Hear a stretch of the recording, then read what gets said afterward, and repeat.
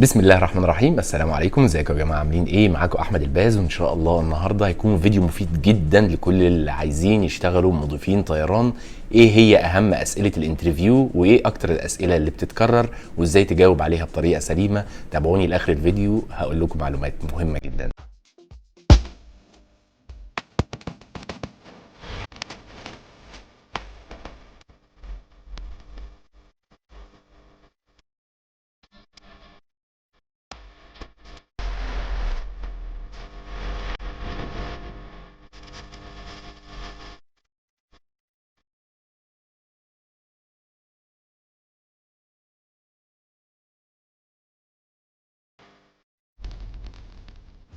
اهلا بيكم مره تانية. ازيكم يا جماعه؟ عاملين ايه؟ انا النهارده قررت اعمل لكم الفيديو اللي كل الناس عماله تسال عليه. انا عايز مرحله الانترفيو، دخلني في الانترفيو على طول. طيب عشان نخش في مرحله الانترفيو على طول، عايز اقول لكم بس كام معلومه كده مستجدات بسبب الوضع اللي احنا فيه. في شركات كتير اتجهت للديجيتال انترفيو. في شركات بقت مش قادره توصل للناس اللي هي عايزه تاخدهم، يعني الشركه زي الاماراتيه او الاتحاد مش عارفين يجوا مصر عشان يعملوا اوبن داي او اسسمنت داي عشان يقدروا يجيبوا مضيفين طيران. فالفتره اللي احنا فيها دي ما فيهاش سفر وما فيهاش تجمعات وما فيهاش الكلام ده كله، فابتدوا يعملوا موضوع الديجيتال انترفيو. الديجيتال انترفيو مش حاجه جديده، يعني مش لسه مخترعينها، ولكن موجوده من زمان، ولكن ما كانش بيلجأوا ليها قوي علشان كان في امكانيه ان الناس تسافر او هم يجوا او احنا نسافر لهم نقدم في الامارات او في اي دوله تانية فيها شركات طيران. اذا الديجيتال انترفيو بقى فيه بعض الاختلافات، وبقى مش اسئله تقليديه زي الانترفيو ال1 تو 1 اللي انت تبقى قاعد قدام انترفيور بيسالك وبتجاوب. ففي بعض الشركات عملت حاجه اسمها الكشن يعني هو بيحاول يشوف انا لما اقرر انزل البلد دي انا محتاج يجي لي 100 عشان هختار منهم 10 او 20 او 30، يعني العدد اللي ناويين يختاروه ان شاء الله. اذا هل انا مفروض انزل اجيب اقول انا نازل اليوم ده فيجي لي 1000 ولا 5000 واحد يقدموا ويبهدلوا اليوم يبوظوا اليوم؟ لا، انا عامل الالكشن ده ان هو انا زي ايه، هختار الاول مين اللي يجي عندي يعمل الانترفيو او مين اللي يجي يبدا الاختبارات. فعملوا موضوع الديجيتال انترفيو او الديجيتال تيست او اسسمنت داي. فحضرتك بتعمل اكونت على وات ايفر بقى، هم هيقولوا لك تعمل على زوم او تعمل اكونت على سكايب، ايا كان بقى الشركه. انا بنتكلم جنرال، مش محددين شركه معينه. وبتبتدي تمشي مع الخطوات وتحدد الميعاد اللي حضرتك هتبقى جاهز فيه. هتبقى لابس فورمال، حالق دقنك، لابس فورمال كامل، مش لابس فورمال من فوق كده عشان هم شايفينك فتبقى لابس بقى شورت تحت وخلاص. لا، تلبس فورمال كامل عشان ممكن يطلب منك ان انت تقوم تقف قدام الكاميرا وكمان تلف عشان يشوفوا هيئتك كامله.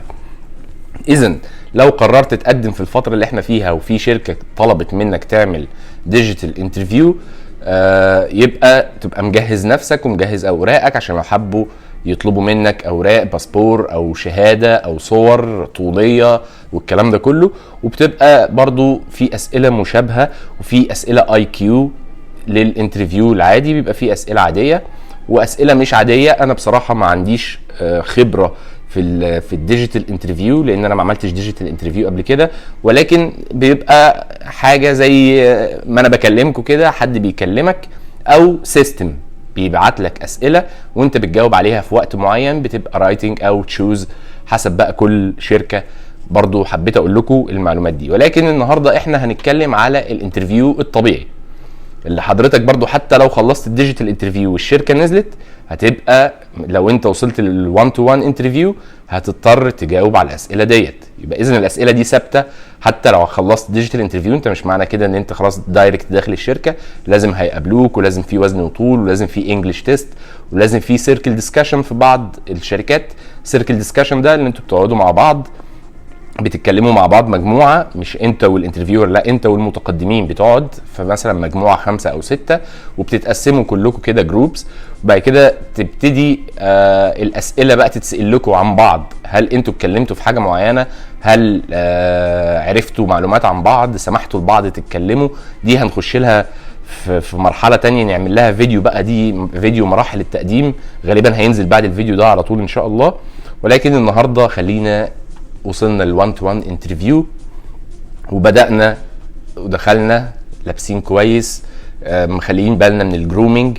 الجرومينج زي ما قلنا اللي هو الهيئه، ان انت تبقى لابس كويس، حالق دقنك، شعرك مش ويت لوك. خلي بالكم يا جماعه من الموضوع دوت، لان الشركات ما بتحبش اللي بيحطوا جل ومفلفلين شعرهم والكلام دوت. حاول تخلي شعرك مهندم ولكن مش ويت لوك، يعني مش مبلول، مش باين ان هو مبلول ومحطوط عليه جل او ايا كان نوع الكريم اللي انت تستخدمه، ما يبقاش شكلك كده. خلي شكلك فورمال على قد ما تقدر. دخلنا وقعدنا وبيرحبوا بيك واهلا وسهلا وبيقابلوك بابتسامه، عشان لو عندك حته خوف برضو ايه يفكوا لك الحته بتاعت الخوف دي شويه وتبتدي تقعد. قعدت. للرجاله ارجوكوا قبل ما تقعد فك زرار البدله، عشان لو انت قاعد وزرار البدله مقفول هيبقى شكلك غريب. يعني وانت قاعد كده فكر كده وانت لابس البدله وقعدت وزرار مقفول هيبقى شكلك غريب. وانت بتقعد او انت بتسحب الكرسي تفتح الزرار بتاعك وما تقعدش الا ما يطلب منك. يعني قبل ما تقعد على الكرسي يقول لك اتفضل اقعد تبتدي تقعد، ما تخشش بقى تروح ساحب الكرسي وقاعد. لا مش كده، ما بتمشيش كده. انت لازم تخش بالراحه وبهدوء بخطوه واثقه من نفسك، وتبين لهم ان انت تقيل، يعني باين ان انت شخص تقيل وهادي، دي اهم حاجه.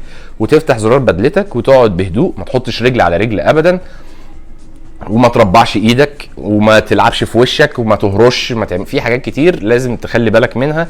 ولكن خلينا نخش في الاسئله على طول.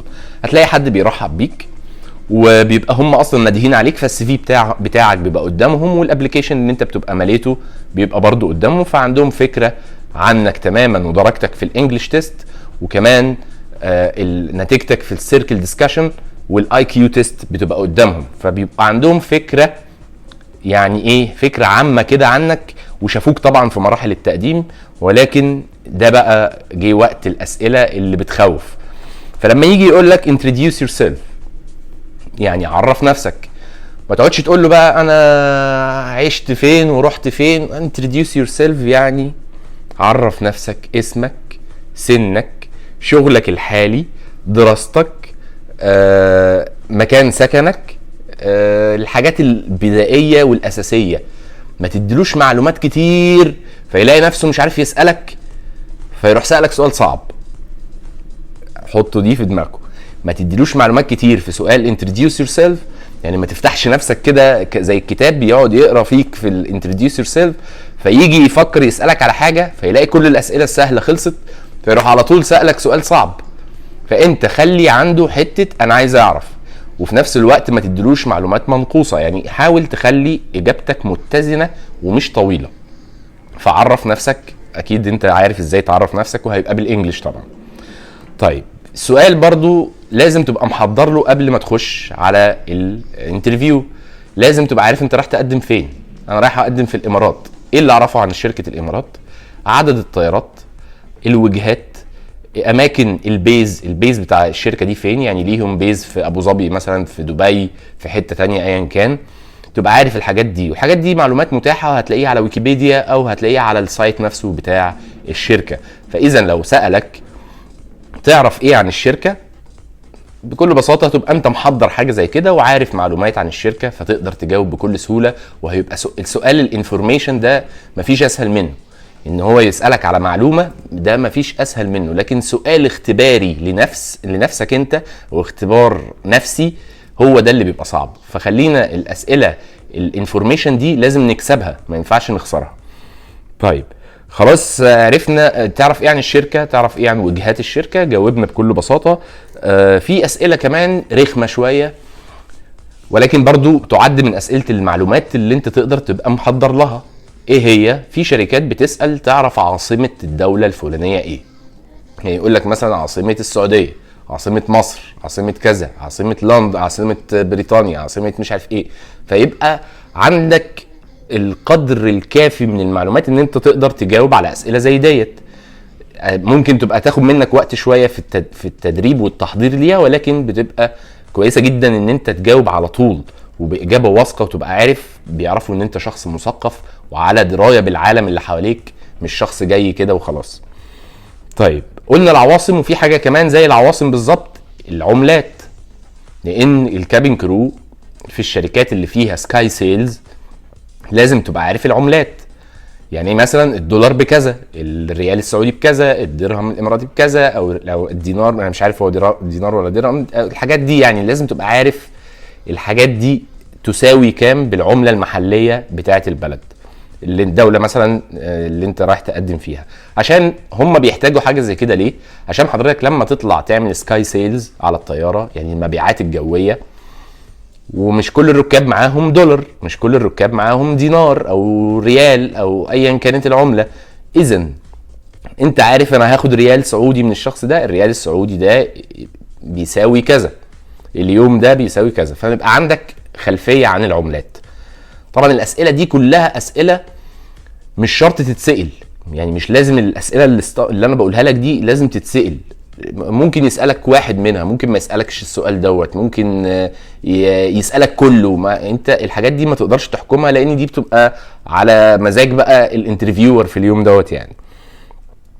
طبعا هيسالك برضو على خبراتك، كنت شغال فين قبل كده، اشتغلت حاجه ليها علاقه بالطيران قبل كده. حاول وانت بتقول له ما تألفش خبرات، تمام؟ عشان هو ممكن يحرجك ويسألك في حاجة. لو انت بتألف مثلا انا اشتغلت في اوتيل كذا واوتيل كذا واوتيل كذا، او اشتغلت في كذا، فيجي يقول لك طب انت كنت بتعمل ايه في دي وانت كنت مألفها، فاذا انت مش هتعرف تجاوب، لان دي حاجة هتبقى سبيسيفيك قوي في الشغلانة، فمش هتقدر تجاوب. فحاول وانت بتقول خبراتك ما تألفش، ما تحاولش تزود نفسك فتقول خبرات فيحرجك بسؤال داخلي جوه الشغلانه دي، فتلاقي نفسك مش عارف تجاوب، فهتبقى في وضع سيء جدا. السؤال بقى الاكثر شهره والسؤال الاكثر صعوبه بالنسبه للناس عشان ما بيعرفوش يجاوبوه: انت عايز تشتغل مضيف طيران ليه؟ Why do you wanna be a cabin crew؟ ليه عايز تبقى مضيف طيران؟ كنت اتكلمت على الموضوع ده باختصار في فيديو قبل كده، وكانت في ناس بتجاوب: انا بحب السفر، انا شخص شغوف بالسفر وحابب اشوف بلاد كتير وحابب. انا مالي؟ انا كانترفيو انا ما انت حابب واهلا وسهلا. انت هتشتغل مضيف طيران عشان نفسحك؟ اكيد لا. اذا مضيف الطيران ليه متطلبات خاصه، المفروض يبقى في شخصيته في حاجات خاصه. حاول تبرز الحاجات دي في شخصيتك عشان تبان ان انت بتتوافق مع المتطلبات بتاعت الشغلانة. مضيف الطيران محتاج يكون شخص ملتزم جدا بالمواعيد.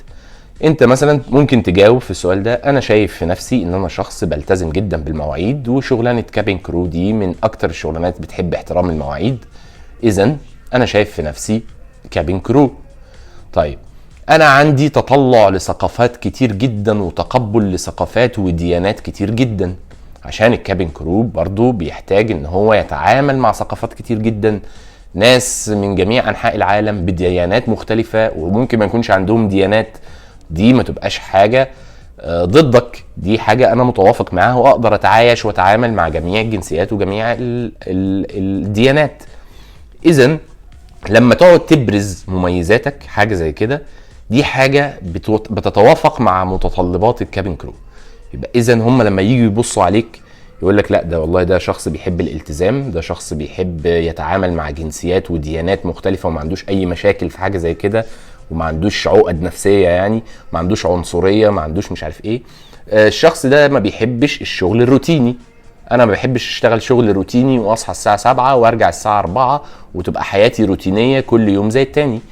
دي حاجات ممكن تجاوب بيها كده. انا مش بقول لك تاخد الكلام مني تحفظه، ولكن انا بديك كونسبت للاجابه، اللي هو انا ما تديلوش تطلعاتك انا نفسي واعمل ولما ابقى كابين كرو هتبسط الحاجات دي غلط. اذا تجاوب اجابات هم محتاجين يسمعوها. انا كانترفيور عايز اسمع واحد بيقول لي انا ما تقولوش بقى عشان انا بشتغل تحت ضغط. الاجابات بقى اللي هي بقت متربه دلوقتي دي وبقى عليها تراب وبقت ابيض واسود: انا بشتغل تحت ضغط واقدر اشتغل مش عارف ايه. الحاجات دي ادمت وهم بقوا عارفين ان هي اكلاشيه. الناس كلها بتمسك ورقه كده تحفظ الكلام ده وتخش ترصه الكلام ده كله ما بيملاش دماغ الانترفيور. الانترفيور عايز واحد فاهم وهادي. وخلي بالك كل ما كنت متمكن في لغتك وانت بتتكلم بالانجلش، كل ما هتلاقي نفسك اجاباتك بتطلع بسلاسة، مش بتفكر في الاجابة بالعربي وبعد كده ترجع تترجمها بالانجلش عشان تقولها. هتلاقي بقى الانترفيور قاعد قدامك، ها خلصت؟ عبال ما تترجم وخلصت بقى ان شاء الله، وتقعد تتهته وتقول لا ده الجرامر بتاعي فيه مشكلة، لا ده مش عارف ايه. حاول تبقى مظبط اللغة بتاعتك قبل ما تخش، عشان ده هيساعدك كتير جدا في الانترفيو. السؤال برضو الرخم اللي ما بيتغيرش اللي هو why we should hire you، احنا مفروض نشغلك عندنا ليه؟ برضو تقول مميزاتك، مفروض تقول مميزاتك في كل سؤال، تحاول تبرز مميزاتك فيه، مش بتناكة يعني، ما تتنكش على اللي قدامك او تبينه ان انت مغرور، ولكن بتبين انا والله عندي مميزات كتير، زي اللغة بتاعتي كويسة، زي انا بتكلم لغة تانية، انا مثلا لو انت كنت عندك خبرات في التعامل مع السياح، تقول لهم انا عندي خبرة كويسة جدا في التعامل مع الكاستمرز او مع الجيست او مع الباسنجرز. تحاول تدي مميزاتك. ليه انا هشغلك عشان انت عندك الخبرات ديت، فاهمني؟ سؤال برضو محتاج تحضير وتقعد تفكر كده، انا لما تسأل السؤال ده هجاوب اقول ايه. في اسئله بقى عامه كده، اسئله مايعه كده، يقول لك مثلا عندك استعداد تعيش بره بلدك؟ تروح قايل ايوه انا اقدر اعيش بره بلدي وما ارجعش بلدي تاني. هو ده سوق العمل. الاجابات بقى يعني انا مش بقول لك اجابات، مش بغششك برشام، واديك افكار تجاوب بيها بالطريقه ديت. والله انا شايف سوق العمل بيتطلب دلوقتي ان احنا نطلع بره بلادنا، لان الكره الارضيه بقت خلاص مكان واحد، وهنا زي هنا، واقدر انا عندي اجازات اقدر اتواصل مع اهلي في يوم من الايام، ممكن اهلي يجوا لي يزوروني، الموضوع دوت مش هيسبب لي مشاكل، لان سوق العمل محتاج ان الواحد يتحرك وهكذا. الاجابات هتبقى بالشكل ده والنمط دوت. ما تديش اجابات جامده، ادي اجابات ممطوطه زي السؤال ما هو ممطوط برضو. طيب عندك استعداد تفوت، كل ده انا بقوله اسئله، عندك استعداد تفوت مناسبات عائليه؟ برضو جاوبت لكم السؤال ده في الفيديو قبل كده. ما تقولش لا انا مش عايز احضر اي حاجه في المناسبات العائليه عندي، اجابه خاطئه، لان انت كده مش هتبقى صريح. مفيش حد عايز يفوت مناسبه زي فرح اخوه مثلا، محدش عايز يفوت فرح اخوه، محدش عايز يفوت فرح اخته، محدش عايز يبقى مثلا في مشكله عائليه او لا قدر الله عزا وما يحضروش. ولكن اجابتك تبقى برضو دبلوماسيه. يعني ايه دبلوماسيه؟ يعني تقول لهم انا شخص مفروض ببدا حياتي وعايز اشوف مستقبلي، فتره الاسره مهمه جدا بالنسبه لي، ولكن فتره بناء مستقبلي مهمه جدا جدا برضو بالنسبه لي. في وقت اجازاتي اقدر اظبط المناسبات للناس قرايبي، نتفق مع بعض ان احنا المناسبات تتعمل في وقت اجازتي، وانا عندي القدره ان انا اعمل تايم مانجمنت للموضوع دوت، وهقدر اطلع من مشكله ان انا افوت المناسبات دي واقدر احلها بكل بساطه. دي كانت بعض الاسئله واشهر الاسئله في الانترفيو. مفيش حد يقدر يقول لك كل انواع الاسئله اللي بتتسال. ممكن اجاباتك تخلي اللي قدامك يخترع سؤال، ما تخليش اجاباتك صعبه، خلي اجاباتك سلسه ومريحه للي قدامك عشان ما يحاولش هو يعلي عليك. كل ما اجاباتك تبقى معقده اكتر، كل ما اللي قدامك هيبقى عايز يزنقك اكتر عشان يشوفك وانت مزنوق بتتصرف ازاي. فحاول تبقى اجاباتك سلسه ومريحه عشان اللي قدامك ما يحاولش يضايقك. يا رب يكون الفيديو ده مفيد لكل الناس اللي طلبت اسئله الانترفيو، الفاينل انترفيو. دي اشهر الاسئله بتتسال في انترفيو الكابين كرو. لو في اسئله تانية شفتوها وعايزين اجابات ليها، يا ريت تكتبوها لي في الكومنتات، وان شاء الله ممكن نعمل سلسله تانية او جزء تاني من الفيديو دوت. لو في اسئله جدت او اسئله حبيتوا تعرفوا اجابتها او تتجاوب ازاي. اشوفكم على خير. وفي اخر الفيديو احب افكركم ما تنساش تعمل لايك وسبسكرايب عشان تشوف الفيديوهات اللي جايه. اشوفكم على خير، مع السلامه.